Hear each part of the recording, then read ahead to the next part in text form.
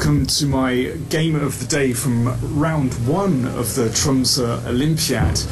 Well, of course, in these opening rounds, the big teams are playing much weaker opposition, so it's kind of David and Goliath at play here. Well, we have another David actually in the game that I'm featuring here. David Baramidze, representing Germany, and they played against Iraq in the first round, and well, Germany had no difficulties in overcoming the opposition. I've picked this game because for me it kind of represents the difference in class between, well, a professional player and, you know, a player from one of the emerging nations, let's say. We pick up the game. It's Al-Khattab against David Baramidze. We pick up the game right out of the opening. It's a very standard Spanish position. Al-Khattab with the white pieces. And here, well, standard Spanish, black has advanced the b-pawn, and sometimes it's annoying that the pawn comes here, but okay, in this position, you know, white can just play d4, for example. And, you know, this is pretty standard. There are other moves as well. But instead, player from Iraq somehow got a bit worried and took here. Now, positionally, this is just a big mistake, and it's interesting to see what happens when one player just selects the wrong plan. Basically, from here on, I think it's already quite tough for white. But let's see what happens. b3, and this really compounds white's problems because this bishop is absolutely terrible. So often in the Spanish, this bishop turns into just a killer piece, either on this diagonal after d4 comes, or sometimes on this diagonal. And, well, you can see what a difference it makes here when the bishop is just locked in. Rook e8. What I like about Baramidze's play is that he just plays very steadily. There is no need to rush this. He just keeps playing strong, good moves, quietly building up his position. And actually he wins very quickly, as we're going to see. So knight here. Now, if this is taken, then that slightly improves the position of white's bishop. Instead, Baramidze dropped the knight back. Excellent move. You can see he's getting control over these squares. Beautiful. And that means that, you know, white is never going to have a pawn break, basically. Well, it's quite clear, of course, that once this pawn has disappeared, then black has this sort of lock on the centre. Okay, we go on. Bishop d2, so the rook comes back.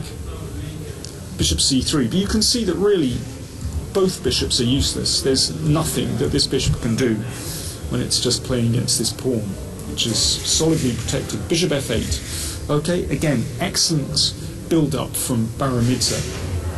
Now white tries to do something on the queen side. It's a little demonstration, but this is simply ignored. There's no need to react to this, because in fact this knight is simply out of position.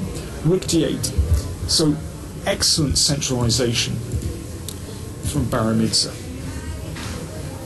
Knight d2. Now if white had all the time in the world and could spin this knight around here to gain control, some control over d5, then, well, perhaps he would have a kind of halfway playable position.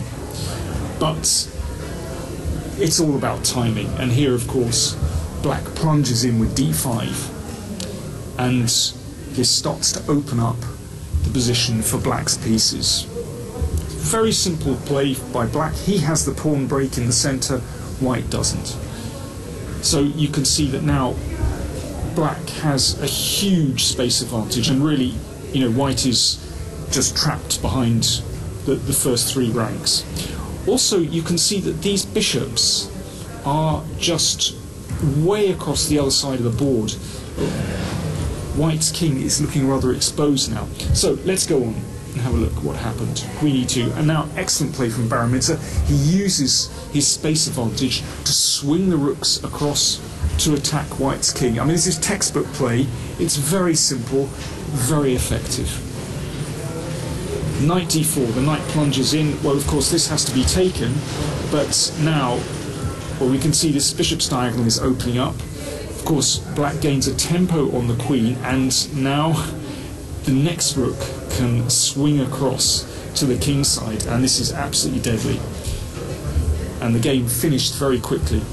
So first, rook g6, more pressure building, rook g5, and now we have three pieces attacking g2, and white is utterly lost in this position. So g4, but okay, now it's absolutely hopeless. The diagonals have opened.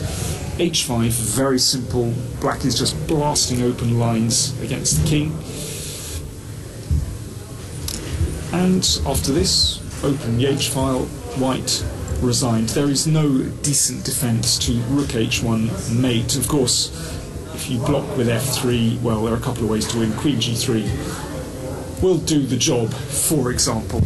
So a very convincing victory there from David Baramidze, and Germany won that match 4-0, as did, well, in fact, most of the top teams. So really, round two is where things really start to kick off in the Olympiad, and we'll see the top teams beginning to be tested.